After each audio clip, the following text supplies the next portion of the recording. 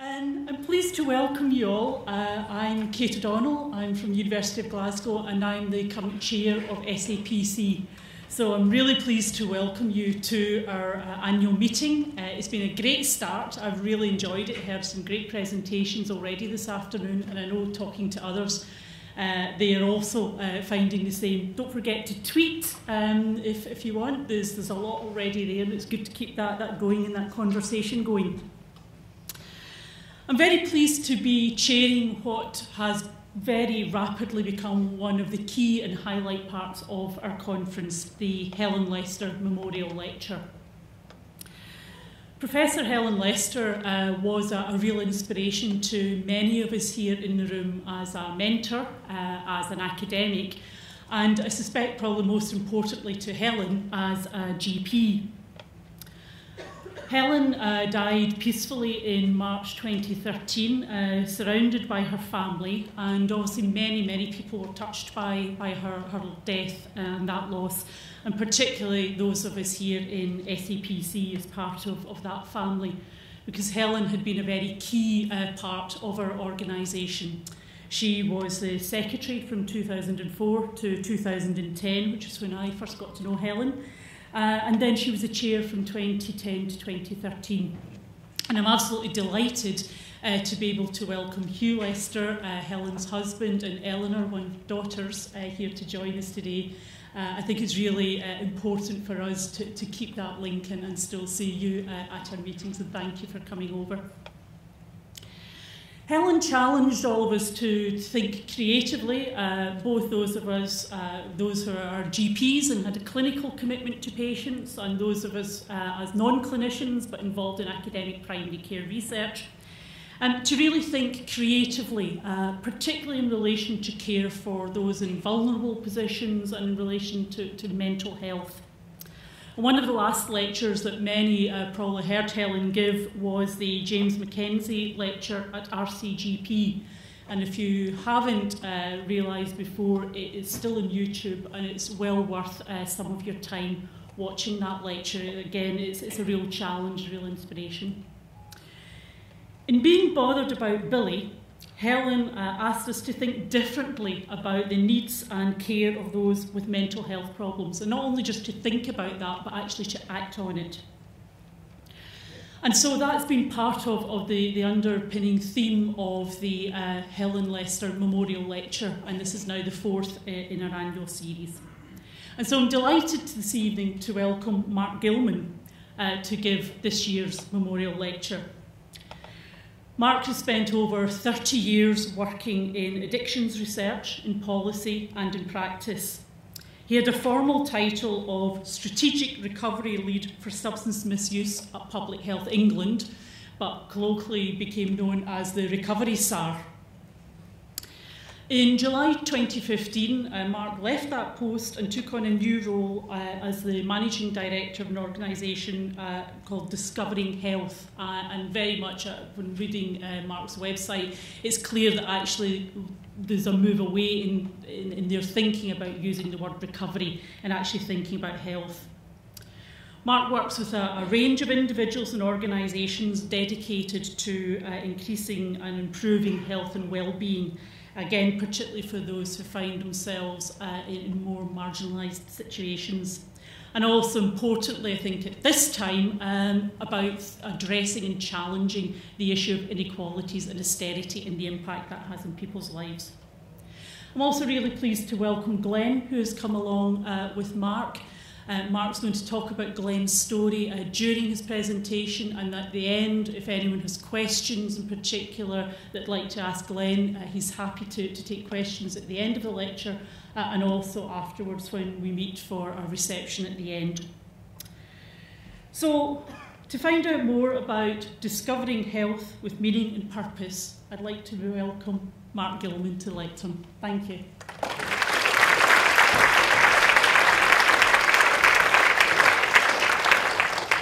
Thank you. I'm very honoured to have been asked to give the Helen Lester Memorial Lecture. Sadly, I never had the pleasure of meeting Helen, but since being asked to give this lecture, had I met her, I'm sure we would have had much in common. In fact, I feel that I do know her, and I'm very proud to be associated with her memory. Similarly, I don't recall ever meeting Billy, about whom Helen was so rightly bothered, but I've met many Billys, and we have Glenn with us today. I could say tonight, Matthew, Glenn will be Billy. But Billy is with us in spirit in the guise of Glenn, who is a good friend of mine. So, although he might be a bit nervous, as indeed am I, I'm sure that between us we'll be able to answer some of the questions that hopefully we'll generate through this presentation. The reason why I continue to be bothered about the Billys and Glens of this world is I think in many ways they're the canaries in our mine. You know, they're the people who tell us that something's afoot, and you've probably picked up already from my accent that I'm not that far from not far from Manchester, in a place called Bury. North Manchester if you're being roots, South Manchester if you're speaking to a prospective mother-in-law. But obviously one thing I can't lose. But being from Manchester and thinking of canaries in the mine, anybody who's been to Manchester recently would have difficulty ignoring the state of street homelessness in Manchester. There seems to be somebody in every other doorway. And that says something about our particular Western liberal democracy at this moment in time. I'm not sure what exactly. I don't want to launch into any kind of party political broadcast of any. I genuinely don't want to do that. I'm not qualified to do that, but there clearly seems to me there is something afoot. My professional specialism is in the study of addiction and alcoholism, or to use the correct term, and then probably forget it, substance use disorders. And I apologise if I stray away from substance use disorders, because I know that it's not in common parlance, and that addiction and alcoholism is probably still more familiar to many of us. So I apologise to anybody who, if I go back to addiction and alcoholism, but I'm getting a bit old now. So, but substance use disorders. If I say, not with audience participation, I say alcoholism or addiction, you think substance use disorder, if it so pleases you. The other thing to declare is that my background is in academic criminology, but I am unusual in as much as I'm a criminologist who spent his entire working life in health and social care, and particularly in health. I'm not going to go too much into why, because that should become clear. My particular passion within criminology is ethnography, and within ethnography, Russian doll style, it's a branch of anthropology. It's really a fancy way of saying I've spent all my life surrounded by drug addicts, alcoholics and criminals. It's bounded academically and given academic rigour by calling it anthropology or ethnography.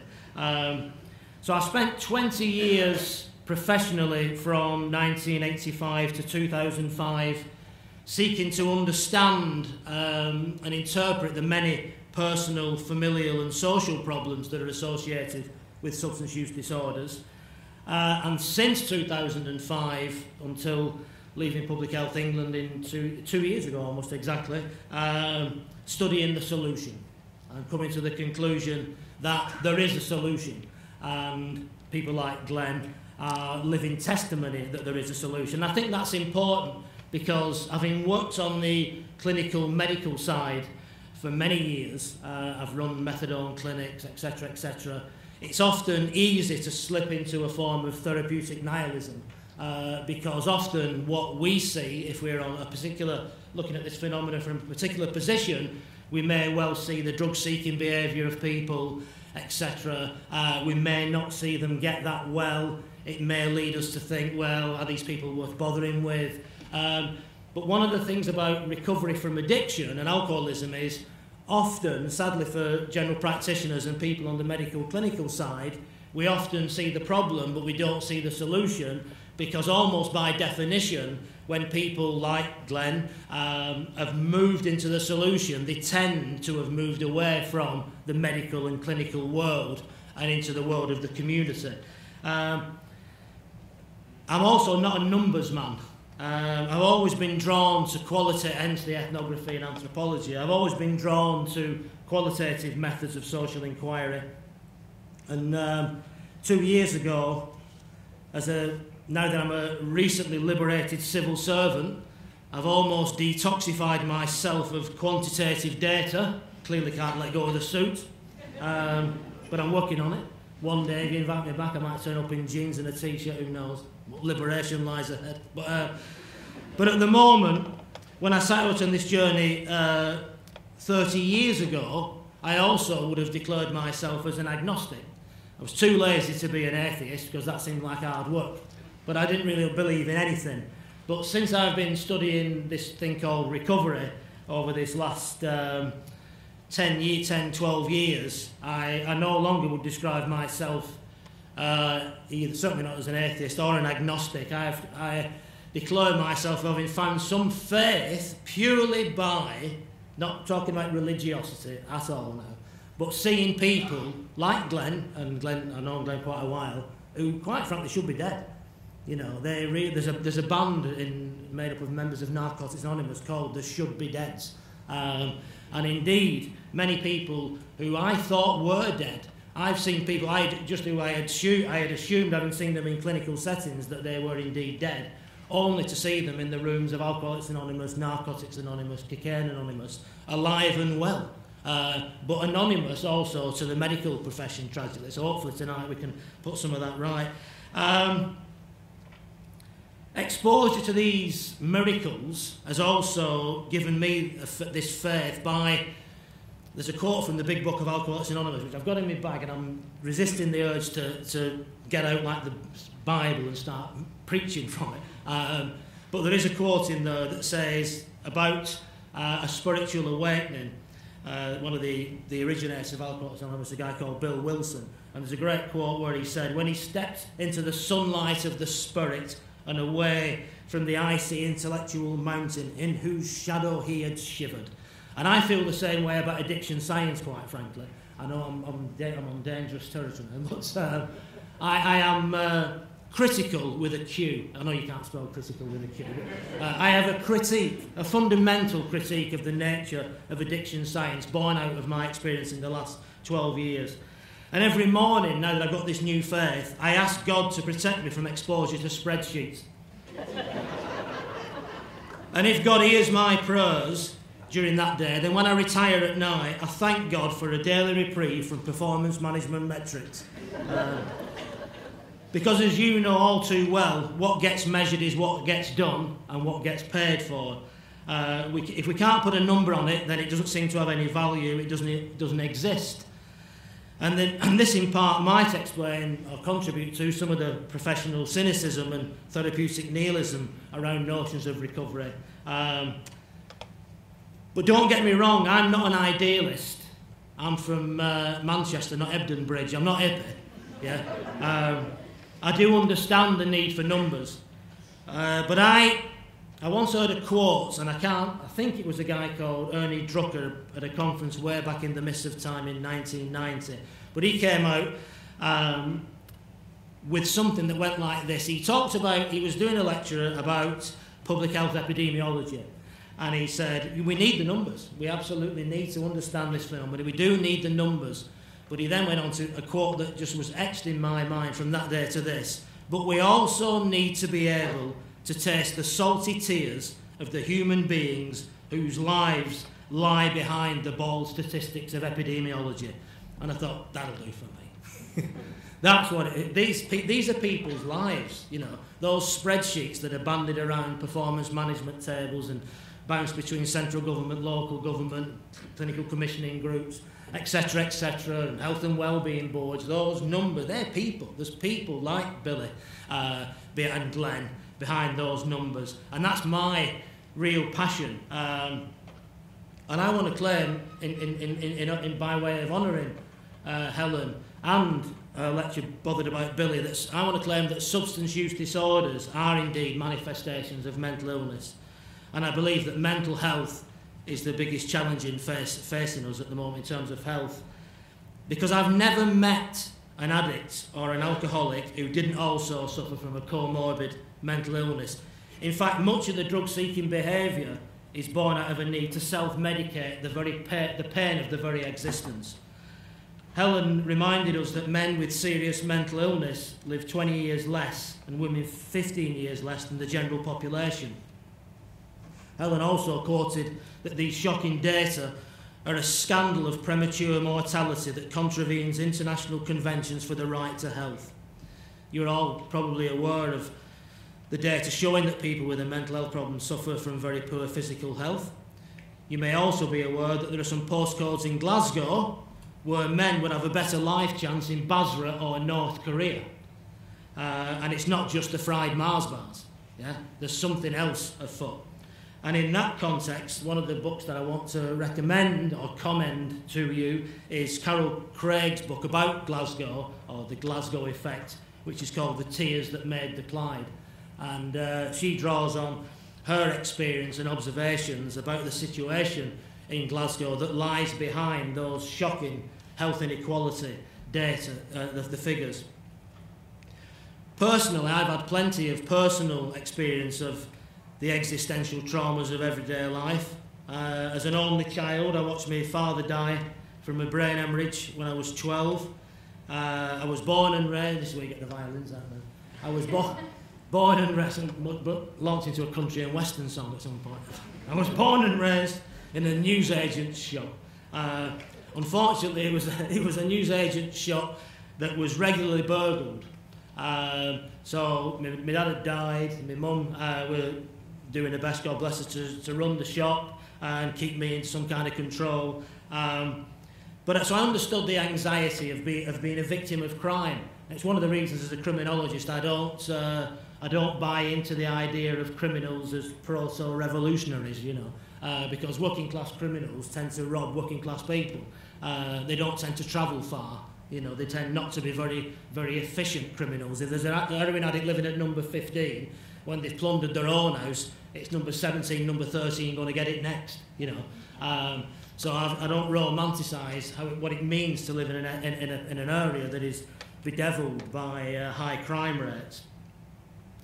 My second experience of trauma was on my 40th birthday, when my mother and my partner of 15 years both died on that same day, one at 11 o'clock in the morning and one at 3 p.m. And in more recent times, I've also experienced the trauma of divorce. And look at the extent of divorce. And for me, I've suffered personally more through the experience of divorce than any of the other bereavements. So I only say that because in meeting people like Glenn, I take great comfort from people like Glenn who have recovered or are recovering from what is often described as a seemingly hopeless state of mind, body and spirit. That, well, if they can recover from that, I can recover from abandonment, you know, and from feelings of divorce, etc. But all those fractures, those personal fractures, bereavements, divorce, etc., mental illness, now that I'm a liberated civil servant, I feel, careful Mark, free to almost share my humanity. That sounds very grand, you know what I mean? But almost actually begin, like Ernie Drucker said, to taste my own salty tears, and realise that I've got much more in common with Glenn and people like Glenn than ever I imagined, really. The drugs kind of come and go, you know. I remember when I first became aware of drugs, the first drugs that were around around the paper shop, you know. I now didn't realise at the time were clearly diazepam. I knew that my mum used to be very upset until she took these blue tablets that seemed to miraculously chill her right out. And the evening papers seemed to go much better than the morning ones did, you know. And then eventually, obviously, they were joined in those days by barbiturates. And then as I grew up, they gave way to the amphetamines of the Northern Soul scene. I'm not going to start dancing about. And then, of course, I came into this world professionally on the back of brown powder heroin, which came to working class communities all over the UK in the early 1980s. And that really changed everything. The arrival of cheap brown powder heroin that you could buy for £5.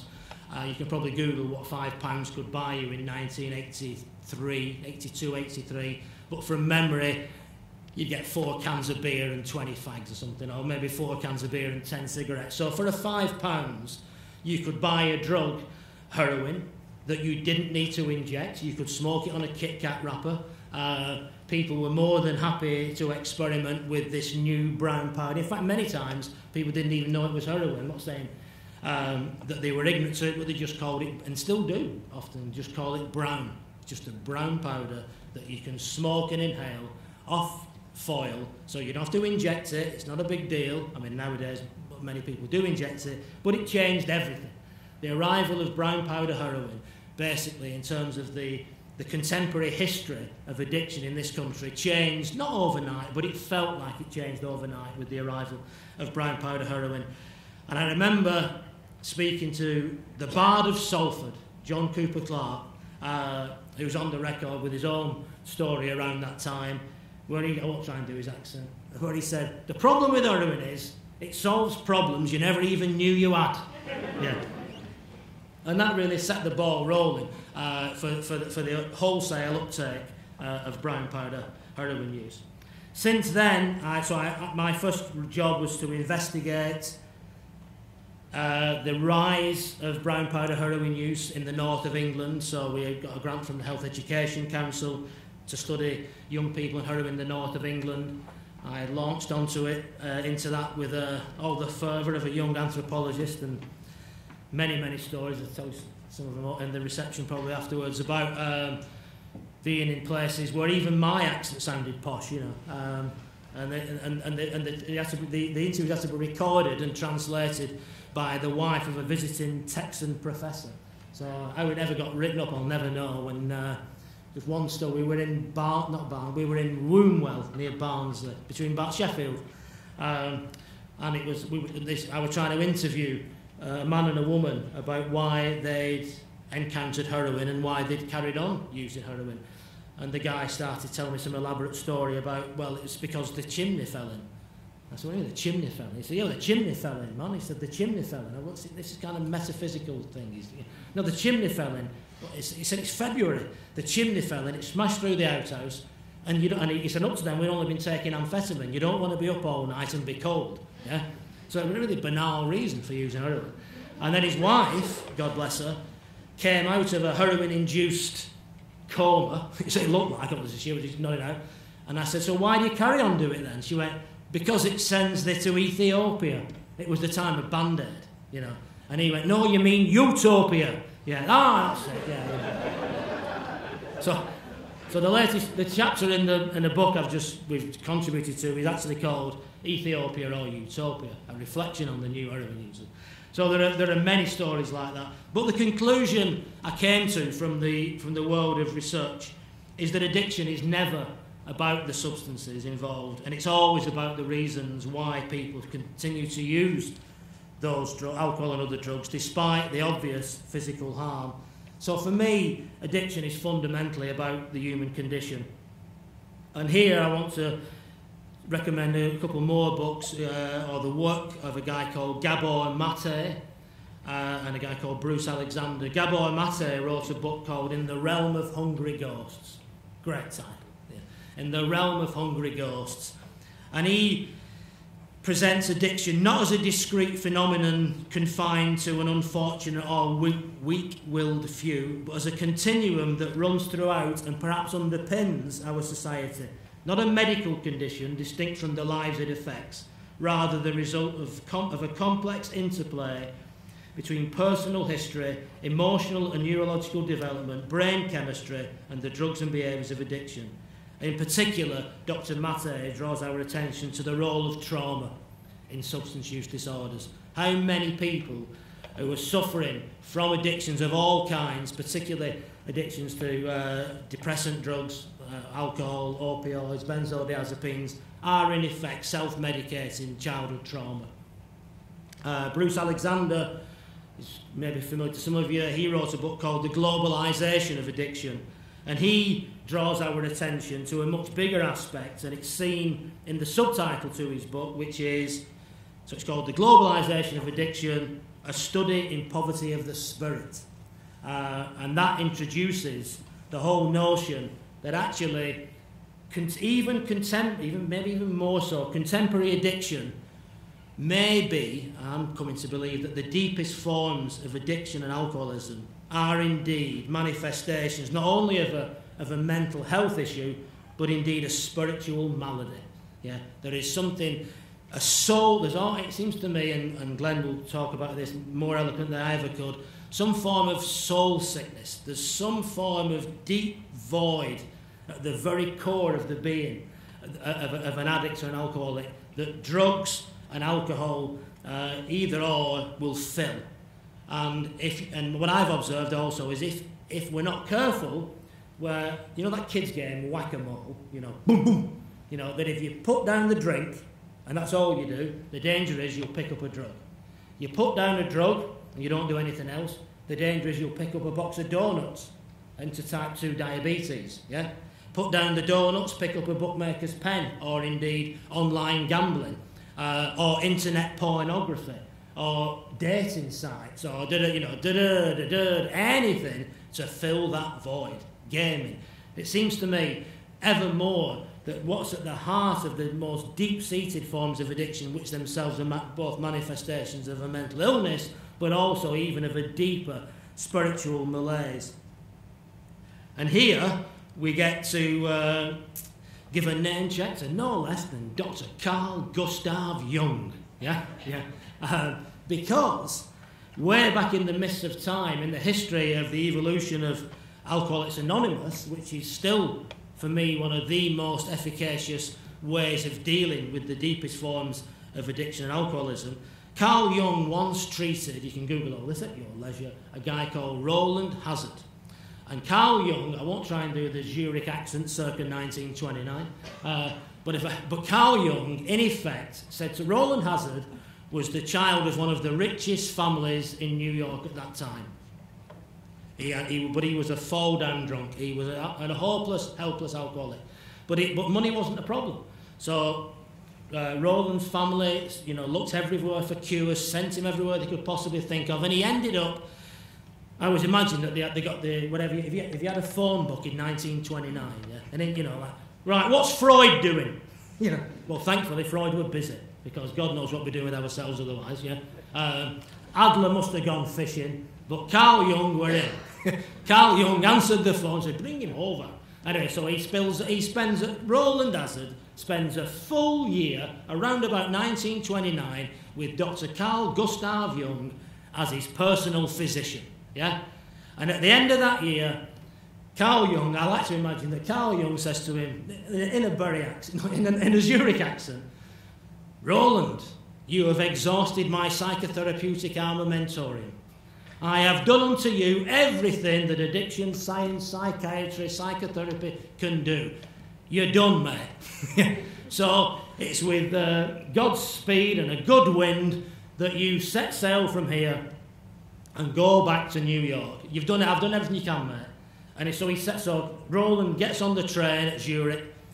He gets off at Paris on the way to get to Southampton and sail back to New York. He gets off at Paris.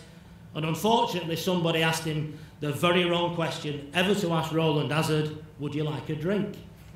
And the only time he'd said no, he didn't understand the question. So after a year with Carl Gustav Jung, here's Roland drunk again in Paris. So there's an exchange of letters and dismay between Roland's parents and Carl Jung. And at the end of it, Carl Jung says, "I have to be the bearer of bad tidings for you, Mr. and Mrs. Hazard. Your son is a dead man walking. There is no solution. There is no medical solution for people like your son. All you can do is you've got a few quid, you've got some money, get him a personal bodyguard or get him locked up somewhere, yeah? Put him in a sanatorium because there is no cure for him." And then the parents say, "But surely, Dr. Jung, with your extensive experience, you must have seen people recover from this condition." And here's where he says, "Well," I'm imagining the pince-nez, yeah. "Well, on occasion, very rarely, yes, I have seen people recover from this seemingly hopeless state of mind and body, but it is a direct result of a full-blown moral psychic change. They are transformed people. Because your son, in his desire for alcohol, is basically, his thirst for alcohol is the equivalent on a low level of the spiritual thirst of our being for wholeness, expressed in medieval language, the union with God. Ooh. Spiritus contra spiritum. Your son is looking for a spiritual solution in a bottle of vodka. And you know what? He's finding it. Unfortunately, it wears off. So what might be a better solution for your son and all the legions of alcoholics and addicts that were to come after him is actually to try and find a more fundamental union with God by way of a spiritual awakening, by way of what were to become the 12 steps of Alcoholics Anonymous, and then of all the 12-step fellowships that followed. The reason why I called my new endeavour Discovering Health as opposed to Recovery is because for me and the people that I've got to know, like Glenn, who I'm privileged to know, it hasn't been recovery, because recovery suggests that everything was okay, and then drugs and alcohol came, and it all went horribly wrong, and then we went, like your car. So if we break down, God forbid, on the way home, then we've had a perfectly good car, but it's got a puncture or whatever, or we've run out of oil. The people come, they mend the car, the recovery vehicle comes, and we get back on the road again. But what about you never had anywhere to recover to? What if addiction and alcoholism had been all you've ever known? So where is there to recover to? There isn't anywhere to go to. So you have to. So it doesn't become rehabilitation. It's actually habilitation. It's learning to live. It's discovering a way of living with meaning and purpose. And that's what was going on in my mind when I was thinking about this Discovering Health for this new endeavour of mine. Because I think that what we do is we discover health and well-being fundamentally through finding meaning and purpose. And I think it's particularly pertinent, deep breath, Mark, for men. Because I suspect that, reading Carol Craig's work, that a lot of the health inequalities are heavily gendered in terms of responses, because speaking as a working class man who's done all right, I do ask myself, what is the point of working class men when there's no work? Because we still are identified. If I have this suit on and I'm, at Coventry Railway Station, all right, and you're in a bar somewhere or something or whatever, coffee shop perhaps. What's your name? What do you do? It's still a fundamental part of your identity. And if you haven't got an answer for that, then what's your meaning and purpose? And flying a kite in Helen's memory, to be challenging, I've had the privilege through criminology conferences, etc., to do a lot of travelling, both to Australia and the US, etc., etc. And I think it might be a feature of age, but it strikes me that some of the deepest, most damaging forms of addiction that I've seen have been amongst native peoples. So Aboriginal Australians, First Nation Canadians, and Native American Indians. And the deepness of their dislocation and their attachment to substances as a way of blotting out the pain of their existence. It strikes me, my contention, my hypothesis is that what's happening to the contemporary British working class male is not dissimilar to what's happened to African American men, to Native American men, and to Aboriginal men and First Nation Canadian men. And the reason why I say men is because I suspect, I don't speak for men obviously, I know that we aren't good on our own. I know, men on our own, we're like elephants, we'll just crawl away with a bottle of white cider somewhere. White cider, by the way, that has no apples were damaged in the creation of that white cider.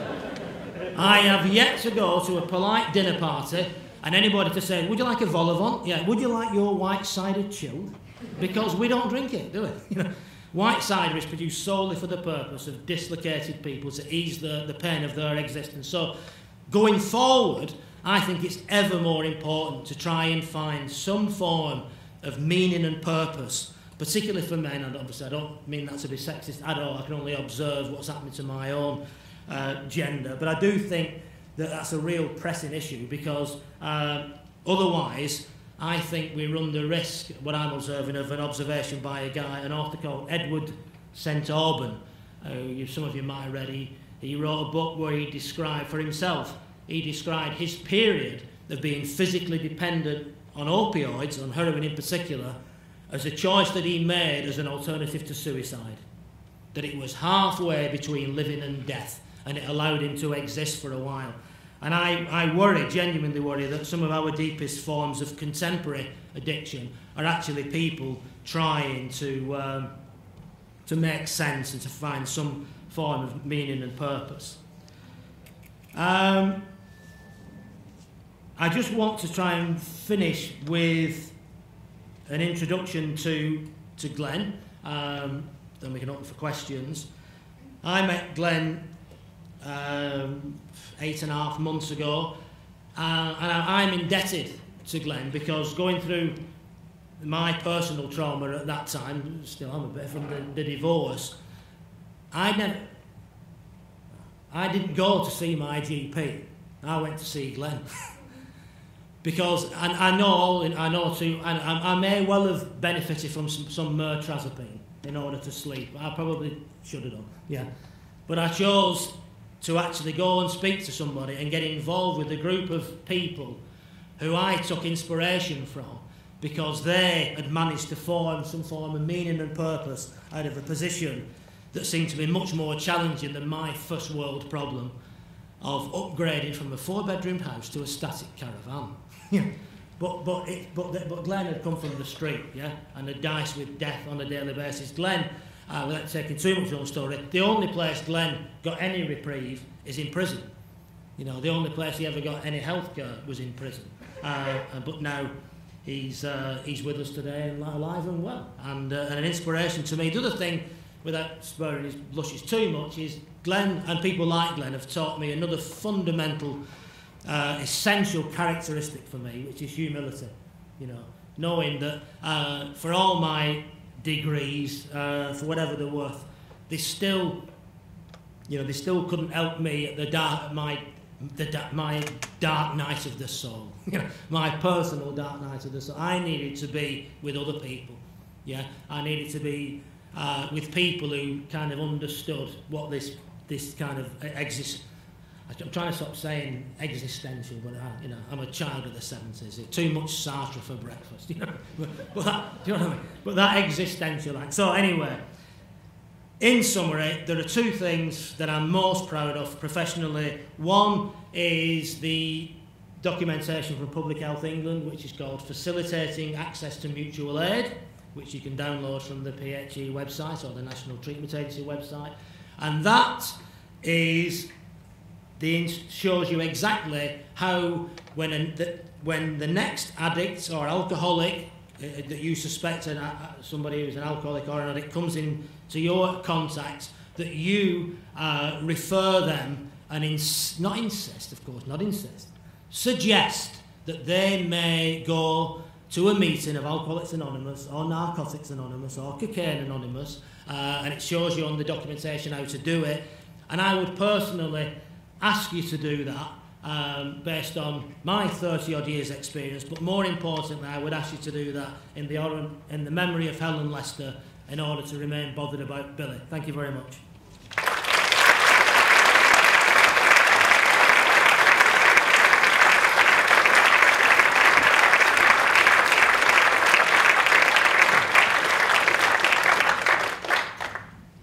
Mark, thank you very much for that. A huge amount for us to think about and talk about tonight and probably tomorrow and Friday, and once we go back to our own parts of the UK and further afield as well. I'm going to open it for questions. I do know there's probably at least a few people in this room who probably care for the Glasgow community that you talk about, so that might come up, but I'll open it now for questions both for Mark and also for Glenn. Thank you. Hello, Caroline Mitchell from Sheffield.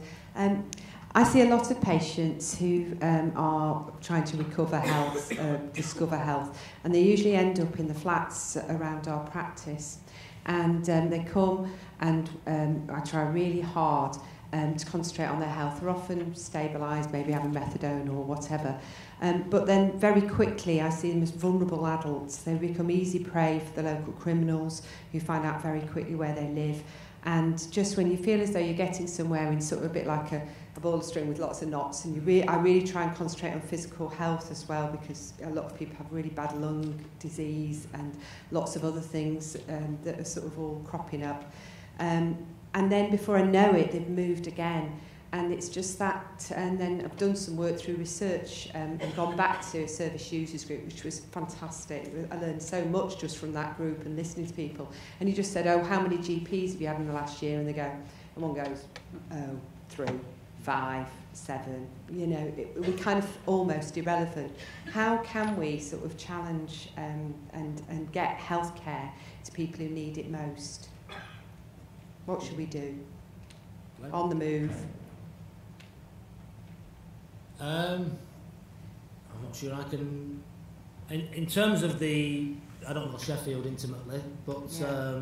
In terms of being prey to others, yeah. To being victims, I would say. So you were living in a sheltered. Just from listening to what you were saying. Listening to what you were saying. I think, Mark, you just spoke about it at the end, and I think for anybody like myself, anybody sort of in addiction, in homelessness, in and out of prison, just on that continuous loop of being a victim to myself, really. I think mutual aid is the way forward. I think, for me, getting hooked up with mutual aid and people who are in recovery for 10, 20, 30 years sometimes, getting kind of linked in with people like that it gives me a network of people. I mean, I think addiction's a social problem. I think most addicts are isolated, and I struggle with this. This is very alien to me, living like this. I've been clean for 17 months now, but this. Getting back into the mainstream of life is a massive problem. And for me, mutual aid, I'm doing volunteer work, linking people in with support, I think is fundamental and essential. I hope that answers your question.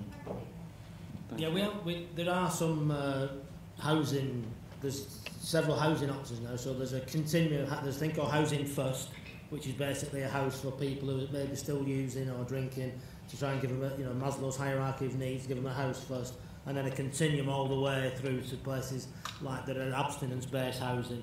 But I think, as Glenn's saying, the key is to get people plugged into a network so that they've got some defence against the people who otherwise may prey upon them, because if you're part of a network, a recovery community, then there's some safety in it, and we've got quite a few little enclaves now in around Greater Manchester and East Lancashire in particular, well, on Central Lancashire. Yeah. Thank you very much, both of you. I'm Amanda Howe. I used to be in Sheffield with Caroline, although I'm now in the east of England. You mentioned young, and I agree with you about the diagnosis, about past traumas. A lot of the patients, I'm a GP as well, a lot of the patients who I look after, and indeed neighbours and other people I know in communities who have developed addictions, have significant past traumas that they recall, and I think the thing about filling the hole is right, but the thing I find really difficult, and I'd like your view on, is there's that crucial bit where the hole isn't yet filled, where the services certainly say, we've got to come off the drink, or we'll help you to get off the drink, or we'll help you, to come down on the drugs, before you can start any kind of therapy. And then there often seems to be a gap. And indeed, in our mental health services at the moment, we've got virtually no psychotherapy or counselling or any of that work that we used to be able to access, but we can't access now. So again, I've mutual aid, I can see that does help people to make that first step. But in terms of actually long-term work that answers the questions about what happened to me when I was abused as a kid or whatever it is, what's your view about the importance of that now? What should, as it were, the NHS be building into the discovering health side, as well as encouraging the mutual aid approach? Yeah, I mean, I'm convinced that, in fact, Gabor Mate says that in his experience, he's yet to meet an addict or an alcoholic who hasn't got some form of trauma at the heart of their addiction, and therefore resolution of that trauma is crucial. The challenge is, of course, for a lot of the trauma therapists, so for example, things like EMDR, eye movement desensitization, reprogramming, you know, you need to be almost abstinent to have the cognitive clarity and the emotional presence for it to work. So some of the evidence-based interventions for dealing with deep-seated trauma require a level of cognitive clarity and emotional presence that sometimes is masked by ongoing, so for example, opioid substitution treatment, which is crucial, absolutely crucial for a lot of people. But can you do EMDR, for example, in parallel with that? So it's a bit of a catch-22, and of course what happens all too often, and you see this in the women's prisons particularly, is people never detoxify because the pain is just too much. You know, and then you end up in a loop then about going back to opioid substitution treatment and then choosing which opioid in opioid substitution treatment to use, and often you'll find, and you'll know this, that people will gravitate back towards methadone as opposed to things like buprenorphine, because buprenorphine allows too much cognitive clarity and too much emotional presence, and that's not why people are using drugs. People are using drugs not to be cognitively clear or emotionally present, to be, you know, it's like the old, what's the quickest way out of Manchester? A bottle of gin, you know. What's the quickest way out of myself? A bag of heroin, you know. So even though we recognise in assessments that trauma is at the heart of it, we don't have the therapeutic repertoire to respond to it, unfortunately. So what we find is either people will stay on opioid substitution treatment, or benzodiazepines, or pregabalin, or gabapentin, or for that bad back that's appeared, you know, or that musculoskeletal problem that's appeared. But of course, pregabalin and gabapentin do a good job at damping down trauma. You know, it's not in the BNF for trauma, you know. It's not in the BNF for existential angst, you know, but it's in there for musculoskeletal problems, and it'll do